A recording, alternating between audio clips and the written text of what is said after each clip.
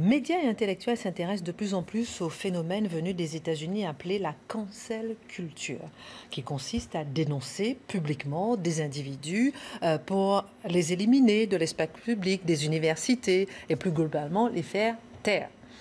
Comment Éric Zemmour a expliqué l'émergence de ce phénomène, réseaux sociaux, intolérance, volonté de pacifier la société, crise de la transmission du savoir?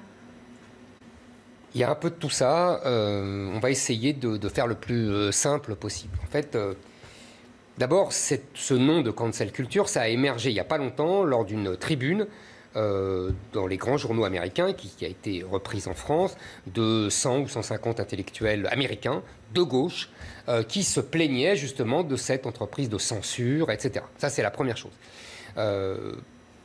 Il faut bien comprendre quelque chose. Quand la gauche censure la droite, il n'y a aucun problème.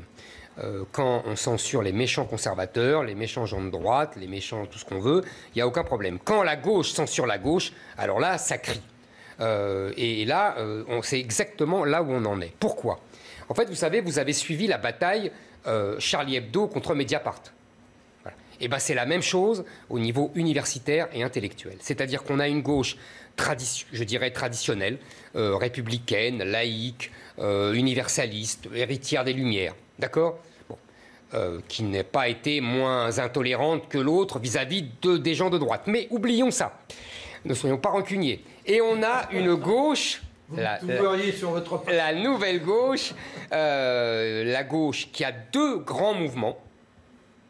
La gauche décoloniale, c'est-à-dire la gauche qui considère que la France et les pays occidentaux sont d'éternelles puissances coloniales, qu'ils se comportent de façon coloniale même sur leur propre sol, avec leur population noire, africaine, maghrébine, etc. Que l'homme blanc est raciste par essence, que l'universalisme assimilationniste est un racisme, car il oblige le noir, le maghrébin à se conformer à un modèle inventé par les blancs. Vous voyez, ça, c'est la première ligne. Et la deuxième ligne, c'est la ligne féministe et LGBT.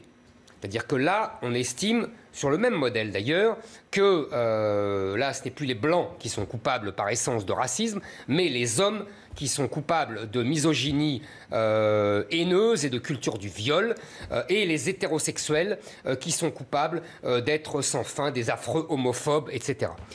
Moi, je considère, je mets tout de suite les choses d'équerre, je considère que ces gens sont les vrais racistes et les vrais... comment dire séparatistes, on pourrait dire. Séparatistes et surtout anti-blancs, anti-hétérosexuels et anti-hommes. C'est-à-dire que ce sont eux qui ont les vrais défauts de ce qu'ils reprochent aux autres. Des intolérants. Des intolérants, mais ça, il y en a d'autres. En l'occurrence, ils sont pires qu'intolérants. C'est eux qui ont une vision racialiste de l'histoire. C'est eux qui considèrent que tous les hommes, souvenez-vous d'Alice Coffin disant « il faut tuer tous les hommes hétérosexuels sans que personne ne bouge, sans que le parquet ne les attaque », mais c'est une autre histoire. Passons.